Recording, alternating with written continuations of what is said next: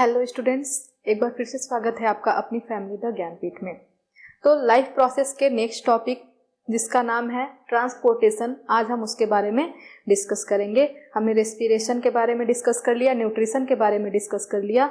आज हम पढ़ेंगे कि ट्रांसपोर्टेशन क्या होता है। ठीक है, तो टाइम वेस्ट ना करते हुए हम स्टार्ट करते हैं।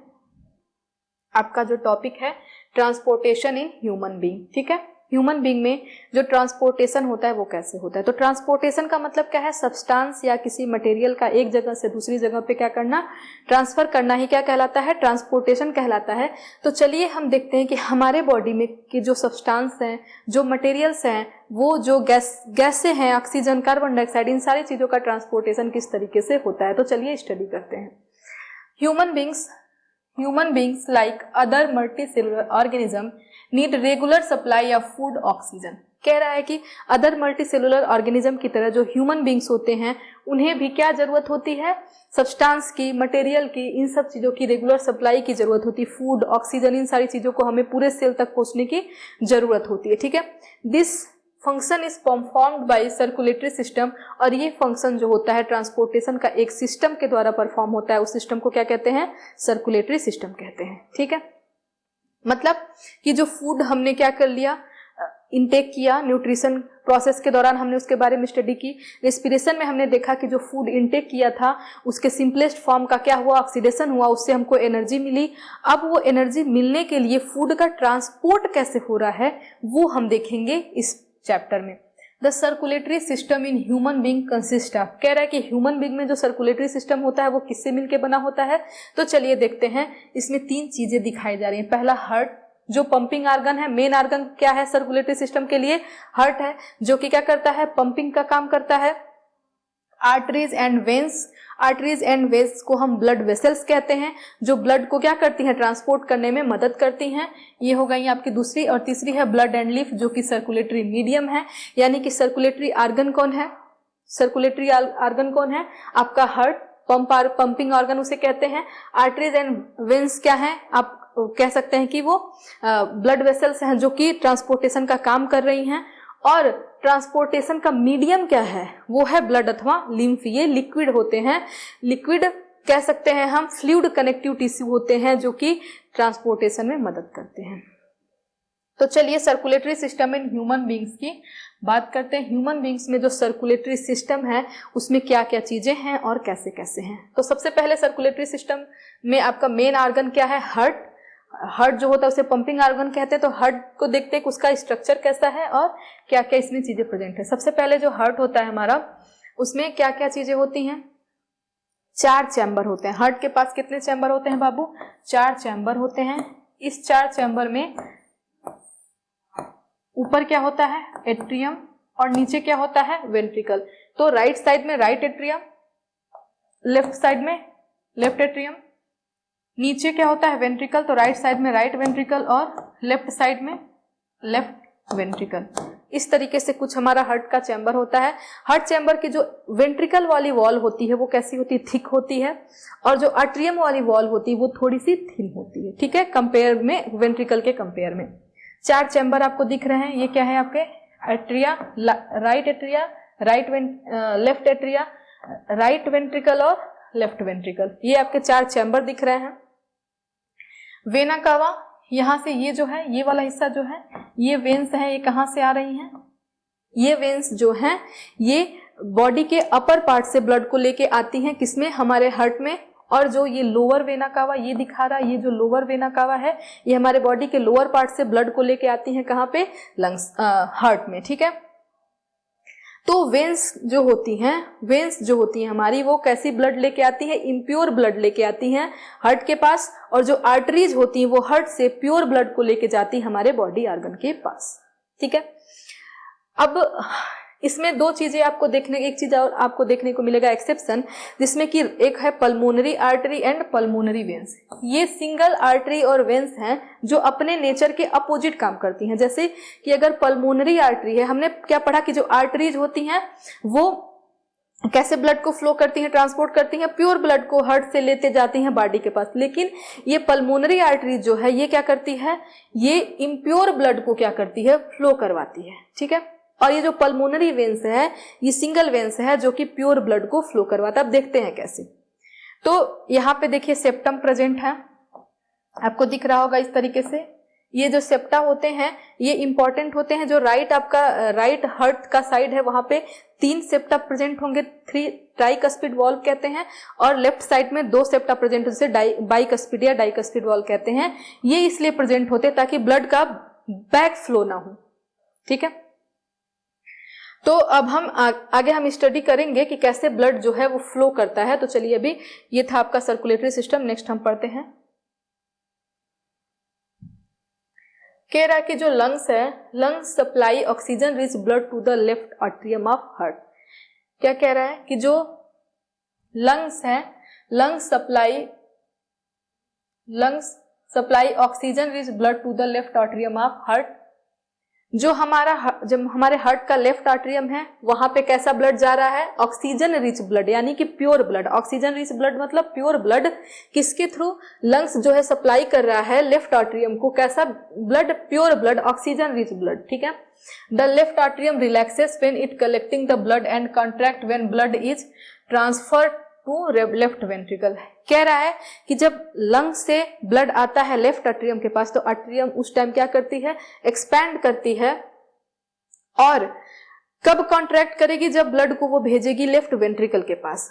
जब लंग से ब्लड को अपने पास लेती है उस टाइम रिलैक्स होती है, एक्सपैंड करती है, और अपना जब ब्लड वो लेफ्ट वेंट्रिकल के पास भेजती है तो उस टाइम कॉन्ट्रैक्ट कर रही होती है। The left ventricle expends when it receives blood. और उस टाइम पे, जिस टाइम पे लेफ्ट आर्टरिया कंट्रैक्ट कर रही होती है, उस टाइम पे जो लेफ्ट वेंट्रिकल होता है वो एक्सपैंड कर रहा होता है और ब्लड को रिसीव कर रहा होता है। The blood is pumped out of the body when the muscles of left ventricle contract. कह रहा है कि जब लेफ्ट वेंट्रिकल की जो मसल्स हैं वो कॉन्ट्रैक्ट करेंगी तो जो ब्लड है हमारे हार्ट में, जो प्योर ब्लड लेफ्ट साइड में जो प्योर ब्लड प्रेजेंट है वो कहाँ पे चला जाएगा? हार्ट से निकल के बॉडी पार्ट्स में चला जाएगा आर्टरीज के through. Deoxygenated blood comes from the body. कह रहा है कि जो डीऑक्सीजनेटेड ब्लड है वो कहां से आ रहा है? बॉडी से आ रहा है to the upper chamber on the right, that is right atrium. तो जो डीऑक्सीजनेटेड ब्लड है, इम्प्योर ब्लड है, वो बॉडी से हमारे राइट आर्टरियम के अपर चैम्बर में आ रहा है। The right atrium when it expand, और उस टाइम पे राइट आर्टरियम क्या करती है? एक्सपेंड करती है। The corresponding lower chamber, the right ventricle expands when right atrium contract। उसके बाद क्या होगा? अब बॉडी के अदर पार्ट से ब्लड कहाँ पे गया? राइट एट्रियम पे। उस टाइम पे राइट एट्रियम क्या करती है? एक्सपेंड करती है। और जब राइट एट्रियम कॉन्ट्रैक्ट करेगी तो राइट एट्रियम से ब्लड कहाँ पे जाएगा? राइट वेंट्रिकल के पास जाएगा, और उस टाइम पे राइट वेंट्रिकल एक्सपेंड करेगा और राइट एट्रियम कॉन्ट्रैक्ट करेगी। It transfer the blood to right ventricle when it pumps into the lungs for oxygenation. जब ब्लड राइट वेंट्रिकल में पहुंच जाता है तो जो राइट वेंट्रिकल होता है वहां पे क्या प्रेजेंट होती है? पल्मोनरी आर्टरी प्रेजेंट होती है। वो पल्मोनरी आर्टरी इस डीऑक्सीजनेटेड ब्लड को लेके जाती है लंग्स के पास। Right ventricle have thicker muscular walls so that they pump blood into various organs. Valves ensure that blood does not flow back. तो हमने बता दिया जो वॉल्व होती है वो किस लिए प्रेजेंट होती है? ताकि जो ब्लड है उसका बैक फ्लो ना हो सके। Blood circulation in human body. Human body के अंदर जो ब्लड सर्कुलेशन है वो किस तरीके का होता है? ह्यूमन बॉडी के अंदर जो ब्लड सर्कुलेशन होता है उसे हम डबल सर्कुलेशन कहते हैं। और इसे डबल सर्कुलेशन क्यों कहा जाता है? क्योंकि एक ही ब्लड फ्लो के दौरान हमारे हार्ट में 2 बार ब्लड एंट्री कर रहा है। कैसे एंट्री कर रहा है? चलिए हम उसकी स्टडी करते हैं। ये है हमारा 4 चैम्बर हार्ट। ये आपका राइट एट्रियम, ये है आपका राइट वेंट्रिकल, ये है आपका लेफ्ट एट्रियम, और ये क्या है आपका? Left ventricle. ये है आपका लंग्स, जहां ये है आपका लंग्स, और ये है आपका बॉडी पार्ट्स। अब देखते हैं ब्लड फ्लो कैसे करता है। अपर पार्ट ऑफ बॉडी से ब्लड आएगा राइट एट्रियम के पास। किसके द्वारा? Superior vena cava. Superior vena cava के through upper part of body से ब्लड आएगा आपका राइट एट्रियम में। लोअर पार्ट ऑफ बॉडी से ब्लड जाएगा आपका राइट एट्रियम में। किसके द्वारा बाबू? इंफीरियर वेना कावा के द्वारा।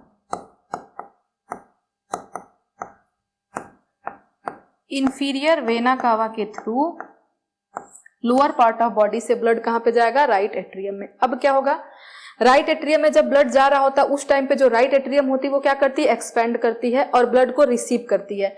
अब ब्लड को ये भेजेगी किसके पास? राइट वेंट्रिकल के पास। राइट एट्रियम किसके पास ब्लड को भेजेगी? राइट वेंट्रिकल के पास। और जब राइट वेंट्रिकल के पास भेजेगी उस टाइम पर राइट एट्रियम क्या करेगी? कॉन्ट्रैक्ट करेगी और राइट वेंट्रिकल क्या करेगा? एक्सपेंड करेगा और ब्लड को रिसीव करेगा। यानी कि आप ये पैटर्न देखे होंगे कि जब ब्लड को भेजा जा रहा है तो वो चीज कॉन्ट्रैक्ट कर रहा है, जो ब्लड को रिसीव कर रहा है वो एक्सपेंड कर रहा है। जो ब्लड को भेजेगा, जो ब्लड को क्या करेगा? भेजेगा, वो कॉन्ट्रैक्ट करेगा और जो ब्लड को एक्सेप्ट करेगा वो रिलैक्स करेगा और एक्सपेंड करेगा।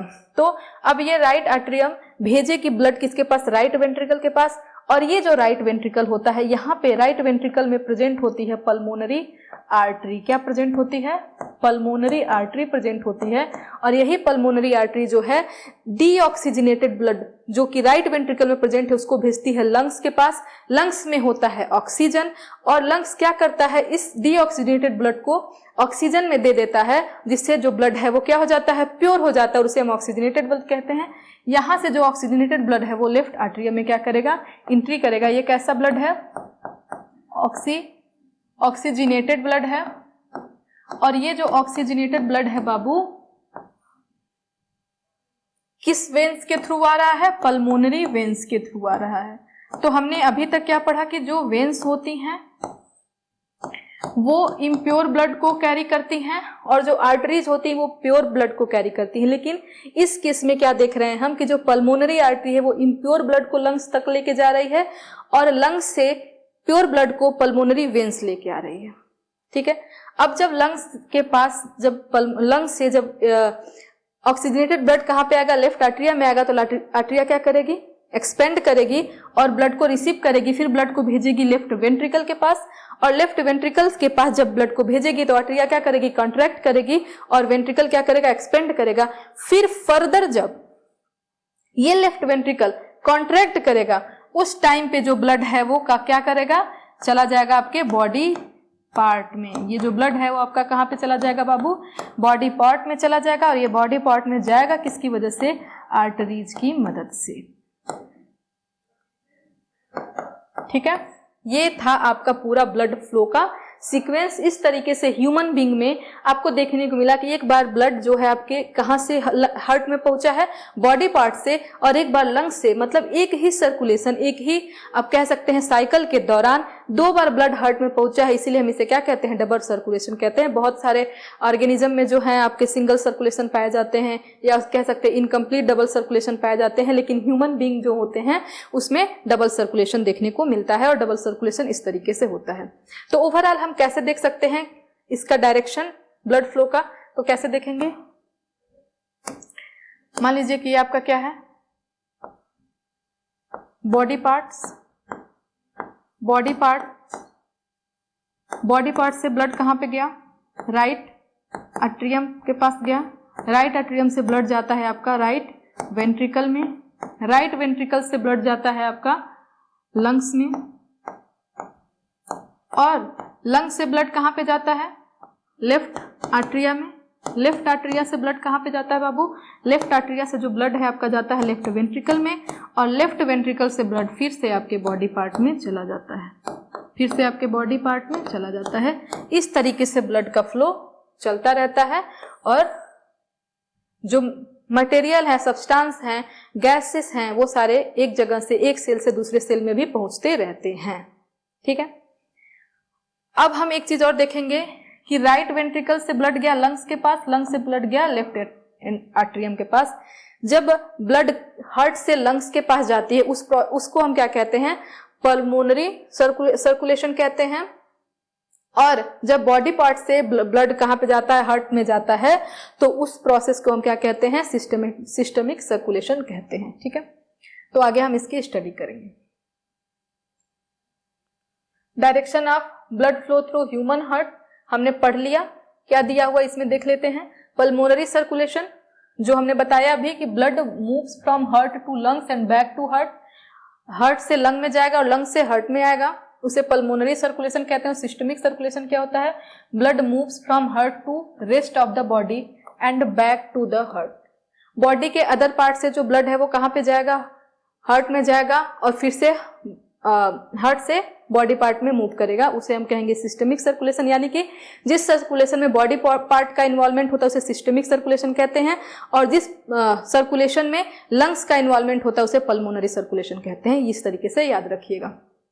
ब्लड क्या है? ब्लड एक कनेक्टिव टिश्यू है जो कि फ्लूइड नेचर का होता है। सॉलिड कंपोनेंट ब्लड के कौन कौन से होते हैं?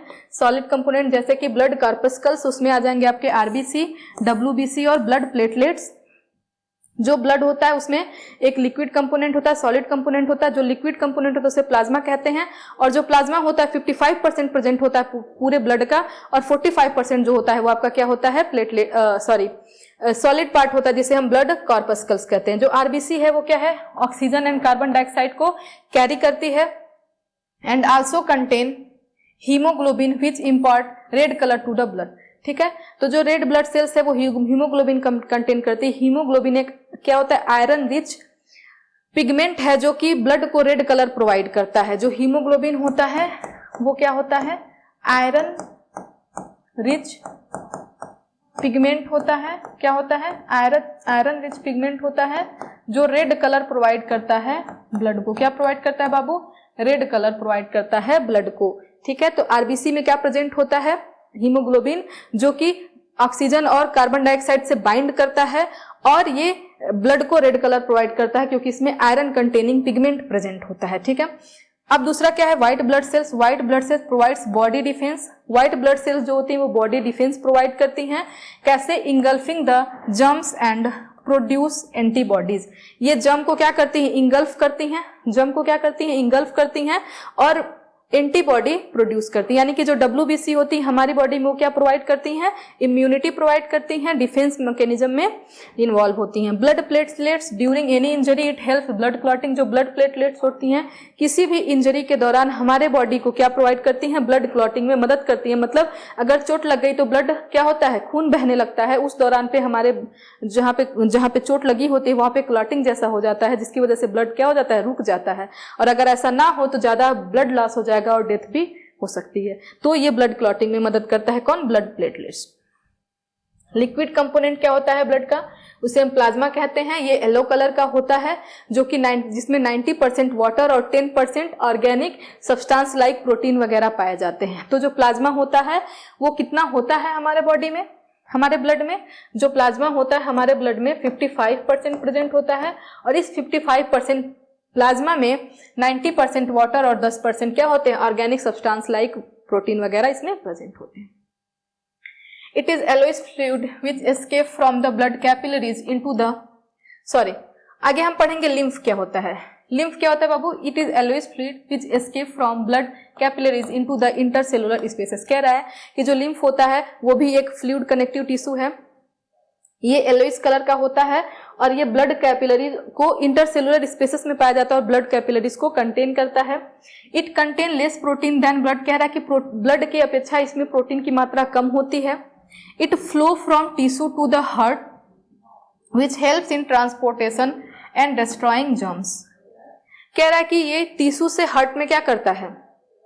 टिश्यू से जो होता है हार्ट में फ्लो करता है और ट्रांसपोर्टेशन क्या करता है? ट्रांसपोर्टेशन और जर्म को डिस्ट्रॉय करने में मदद करता है। ठीक है, it carry digested and absorb fat. Lymph जो होता है डाइजेस्टेड और एब्जॉर्ब फैट को कैरी करता है from intestine and drains access fluid from extra cellular space back into the blood. कह रहा है कि ये मोस्टली डाइजेस्टेड और एब्जॉर्ब फैट को क्या करता है? ट्रांसपोर्ट करता है और क्या करता है? जो फ्लूइड एक्सेस फ्लूइड प्रेजेंट होती हैं एक्स्ट्रा सेलुलर स्पेस में उसको फिर से ब्लड में भेज देता है। ठीक है, types of blood vessels. Blood vessels कितने टाइप्स की होती हैं? There are 2 types of blood vessels, arteries और वेन्स, जिसके बारे में हमने अभी स्टडी कर ली है। लेकिन फिर देखते इसमें क्या लिखा है। जो आर्टरीज होती हैं बाबू ऑक्सीजनेटेड ब्लड कैरी करती हैं from heart to body part except pulmonary artery, हमने पढ़ा है इसके बारे में। जो वेन्स होती हैं डीऑक्सीजनेटेड ब्लड कैरी करती हैं बॉडी पार्ट से हार्ट को एक्सेप्ट पल्मोनरी वेन्स, क्योंकि पल्मोनरी वेन्स जो होती है वो प्योर ब्लड को कैरी करती है। आगे कहेंगे कि इसे आर्टरीज को हम डिस्ट्रीब्यूटिंग वेसल्स कहते हैं। आर्टरीज को डिस्ट्रीब्यूटिंग वेसल्स क्यों कहा जाता है? क्योंकि ये ब्लड को क्या करती हैं, बॉडी पार्ट में डिस्ट्रीब्यूट करती हैं, ठीक है।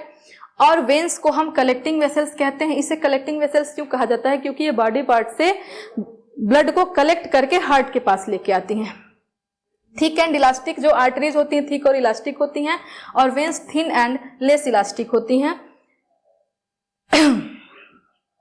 आगे हम देखेंगे ट्रांसपोर्टेशन इन प्लांट्स। प्लांट्स में किस तरीके से ट्रांसपोर्टेशन होता है, तो चलिए देखते हैं। Plant take in carbon dioxide and photosynthesize energy rich their chlorophyll containing structure the leaves. कह रहा है कि प्लांट जो है वो कार्बन डाइऑक्साइड और फोटोसिंथेसाइज एनर्जी स्टोर करता है कहाँ पे?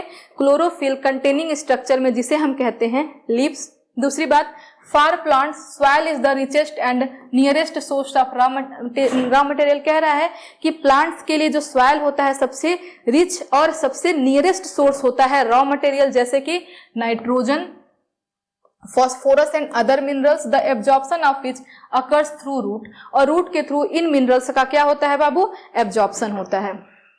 The plant transport system move energy store from leaves and raw materials from roots. कह रहा है कि प्लांट ट्रांसपोर्ट सिस्टम जो होता है वो एनर्जी को क्या करता है? एनर्जी स्टोर को मूव करता है लीव्स से एनर्जी को लेके जाता है, और रॉ मटेरियल्स को जो है रूट से लेके ट्रांसपोर्ट करता है। Both of this pathway are constructed independently through different conducting tubes. कह रहा है और ये दोनों पाथवे जो energy rich compound like carbohydrate को कहाँ पे लेके आ रहा है? आपका लीव से लेके other organs of the plant तक लेके जा रहा है। और दूसरा पाथवे जो है नीचे मतलब कह सकते हैं कि सॉइल से न्यूट्रिएंट्स को और वाटर को एब्जॉर्ब करके कहाँ तक लेके जाएगा? आपका लीव्स तक लेके जाएगा। ये दोनों पाथवे जो होते हैं वो अलग अलग चीजों से, अलग अलग कंडक्टिंग ट्यूब से मिलके बने होते हैं। Xylem moves water and minerals obtain from soil where phloem transports products of photosynthesis from leaves to other part. कह रहा है कि जाइलम एक कंडक्टिंग ट्यूब है। जाइलम क्या है? एक कंडक्टिंग ट्यूब है जो सॉइल से वाटर और मिनरल्स को क्या करता है? ट्रांसपोर्ट करता है प्लांट के अदर पार्ट में। और फ्लोएम जो है वो क्या करता है? जो फूड का सिंथेसाइज हुआ है उस फूड को ट्रांसपोर्ट करता है लीव से लेके अदर पार्ट तक। ये था आपका ट्रांसपोर्टेशन। तो हम पढ़ेंगे आगे ट्रांसपोर्ट ऑफ वाटर। वाटर का ट्रांसपोर्ट किस तरीके से होता है? कह रहा है कि vessels, tracheids of roots, stems and leaves of xylem tissue are interconnected forming a continuous system of water conducting channel reaching all part of plant. कह रहा है कि वेसल्स, ट्रैकेट्स जाइलम के पार्ट की बात कर रहा है। जो जाइलम हमने पढ़ा कि वाटर का ट्रांसपोर्टेशन करता है, उस जाइलम में अदर कौन कौन से पार्ट पाए जाते हैं बाबू, उसकी बात करें तो जाइलम में क्या क्या पाया जाता है? जाइलम में आपका क्या पाया जाएगा? वेसल्स, ट्रैकेट्स, और ये वेसल्स और ट्रैकेट्स किसकी? रूट्स और स्टेम की और लीव्स की ऑफ द जाइलम टिश्यू। ये एक दूसरे से इस तरीके से इंटरकनेक्टेड होती हैं कि जो नीचे से पानी को लेके आ रहा है वो अदर बॉडी पार्ट तक पहुंचा सके। Water moves into the root from the soil as result of difference created in concentration of ions between the soil and root. कह रहा है कि आयंस प्रेजेंट हैं रूट्स में भी और सॉइल में भी, तो वो जो आयन का कंसंट्रेशन है उसके अकॉर्डिंग जो है ये वाटर मूव्स कर रहा है सॉइल से लेके आपके रूट तक आ रहा है। ठीक है, thereby a steady movement of water is created into the root, xylem pushed upward steadily. कह रहा है जिस तरीके से रूट में वाटर आएगा और जाइलम उसके बाद उसको ऊपर की तरफ लेके जाएगा। When there is an adequate amount of water supply, water lost through stomata is replaced by water from xylem vessels in the leaf। कह रहा है कि जब पानी की कमी है, पानी के कमी के दौरान जो वाटर क्या होता है स्टोमेटा के थ्रू लॉस हो जाता है, उसको रिप्लेस्ड किया जाता है जाइलम वेसल्स, लीफ की जाइलम वेसल्स में जो वाटर प्रेजेंट है उसके द्वारा। Evaporation of water molecule from leaf cell create a suction pulling water from xylem cell of roots। Transpiration is the process where water is lost in the form of vapor from the aerial part of the plant। कह रहा है कि transpiration एक ऐसा process है जिसमें जो है वाटर का लॉस होता है, वो भी कहां से? वेपर के फॉर्म में in the aerial parts of plant. तो ये था आपका ट्रांसपोर्टेशन। हमने ह्यूमन बीइंग में ट्रांसपोर्टेशन पढ़ा, प्लांट में ट्रांसपोर्टेशन पढ़ा। तो ये आपका चैप्टर यहाँ पे ट्रांसपोर्टेशन पार्ट खत्म हुआ। नेक्स्ट वीडियो में हम पढ़ेंगे एक्सक्रीशन क्या होता है। तो मिलते हैं नेक्स्ट टर्म में। Thank you, God bless you.